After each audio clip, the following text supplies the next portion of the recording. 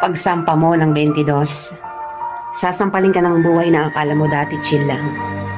Malalaman mo na yung mga salitang hindi pinupulot ang pera, na dati ay naririnig mo lang sa mga magulang mo.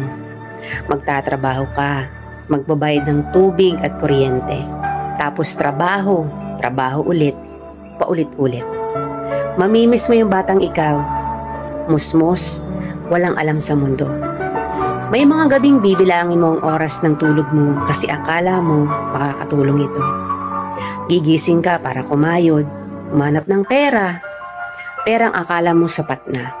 Pero dahil salat ka, wala kang magagawa kung hindi tanggapin ang katotohanang ganito ang buhay. Katotohanang dahil malaki ka na, malaki na rin ang bigat na papasanin mo. Dahil ngayong 22 ka na o 23 o 25 ka, malalaman mong hindi ka na lang nabubuhay para sa sarili mong pangarap.